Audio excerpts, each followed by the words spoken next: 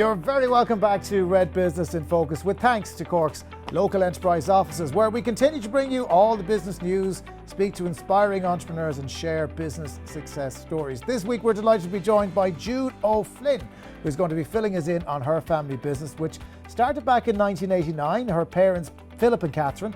June took over then in 2008, and we're going to be chatting about how the family business has gone from strength to strength over the years. June, how are you? Great, thanks. It's lovely to meet you. Thank you so much for coming in. Philip's Bookshop is the name of the business. So will you give me, in 30 seconds or less, what you do? Philip's Bookshop is an independent family-run shop which was set up by my parents over 30 years ago. It started off as a small shop just selling books, and over time it was expanded to be a massive shop selling books, gifts, stationery, school supplies, office supplies, a large range of art and craft. So we literally have something for everybody. A little bit of everything. Good. Yes. Under the 30 seconds, but you never told us where the shop is. In Mallow. There you have it. Sorry. You have to mention Mallow. Yes, in Mallow, on the main street in Mallow. You'll never Mallow. be able to go back to Mallow if you didn't mention Mallow. The shop has grown, because I know it, and I've seen how big it's gotten. I mean, did it start out as just the traditional bookshop? It started out as a very small shop with just books. And then we've moved a number of times. To our last move, we moved in 2019. We bought the old Dunn Stores building on the main street in Mallow. So 5,000 square feet. And everyone was like, how are you going to fill it? And there's no problem filling it. Yeah.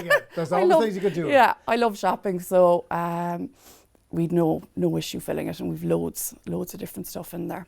Bookselling has gone through a couple of iterations in the last 2 decades alone. I mean, I love nothing more than wandering around a bookshop. It's just, even if you come out with nothing, you just get a lot from being in a bookshop. But, you know, it's not just about having books on shelves anymore. It's about a customer experience, isn't it? Yes, people come in and they want to speak to you about books, what you've read, get recommendations. And sometimes they just want to come in and have a chat, and like you said, they don't go away with anything, but they'll come back. So if they appreciate you being there and listening to them, that's what makes the experience. It's not a hard sell. School book or general books, we're not. The minute they come in trying to sell, you don't have to. If someone wants a book, they'll get it. If they don't, they'll come back another day. One of the funny things that happened during COVID was people had a real love of local bookshops that hadn't been there. I mean, it was like this love had somehow been rekindled, a little bit like from the pages of a novel. Did you benefit from that idea of people wanting to support local? Massively. I think across the board, people wanted to support local. The first lockdown, we didn't have, which is a very basic website where we were. It wasn't an e-commerce site.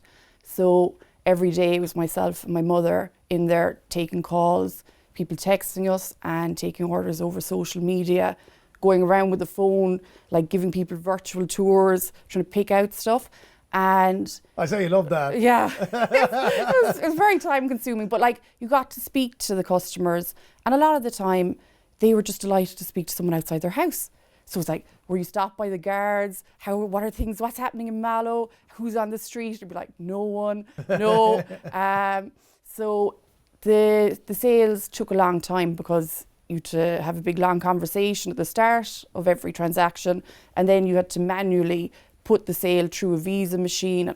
It was very time consuming. So that's where the new website came in. So presumably, is that where the local enterprise office helped you guys out? Because all of a sudden you had this wonderful audience available, but it was hard to get to them. Yeah, so we were getting to them, but it was just really, really tough. And we'd no staff because everyone was left off in the first lockdown. So by the time the second big lockdown came, the local enterprise office had helped us set up a website, and we were able to keep all our full-time staff on, working behind the scenes. And we've kept an awful lot of trade.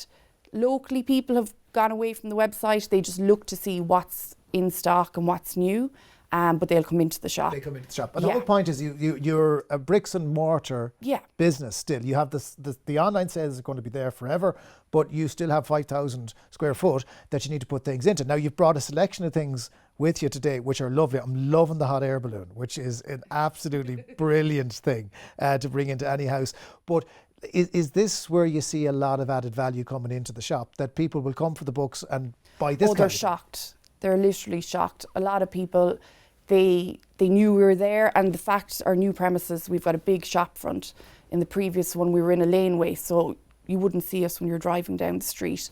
Whereas now they can see it. People are coming in who would never have come in before, and they're literally blown away. I mean, everyone who comes in for the first time, they feel the need to come up and tell a member of staff how impressed they are, which is amazing. I mean, it's a lovely feeling that it's your shop, and people just feel really happy. They're like, oh my God, we never knew you had this. And a lot of the products we had in the other shop, but it was a lot smaller, so they couldn't see it. Whereas with the big space, you can have a better layout, and it's easier for people to see things. You know, we look at the online marketplace, really competitive. Big, massive Amazon warehouse is about to open in Dublin. That's going to directly sell into the Irish market. But here you have your loyal customer base still coming to the shop, checking online before they come into the shop, still able to buy online if they want. It sounds like ye have it down right now as to what the customer wants and how you get it to them. You have to make yourself a destination. To be a bricks and mortar retail, you have to make it somewhere people want to come. And you have to be welcoming, you have to have staff there who know the business and know the products. And I mean, people can always shop online, but they like shopping online, you don't get to meet anyone. The only interaction you have is with the postman. Do you know? We like our postman. Yeah, and the nice on Puster are amazing. Like, they're brilliant for shops on Puster. Absolutely brilliant.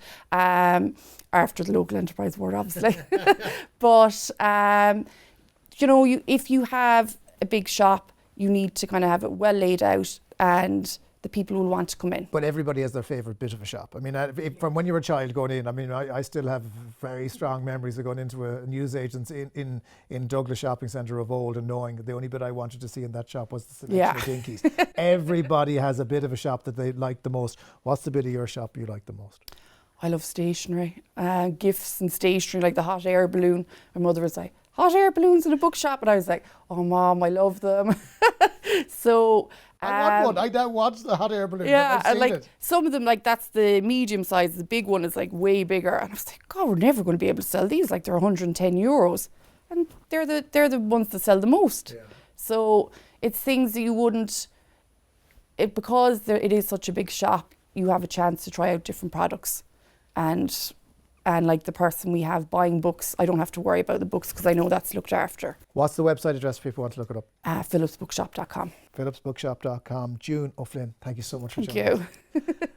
That's it for this week's episode of Red Business in Focus. Join us next week. We'll be joined by Damien MacDonald, who is the owner of Ireland's leading cryogenic cleaning company. It's called Polar Ice Tech, and we're going to chat to him about how he has gained global recognition among some of their biggest customers. He's also going to talk about his experience on the Green for Micro and Lean for Micro programs with the local enterprise office. We'll see you next week on Red Business in Focus, with thanks to Cork's local enterprise offices.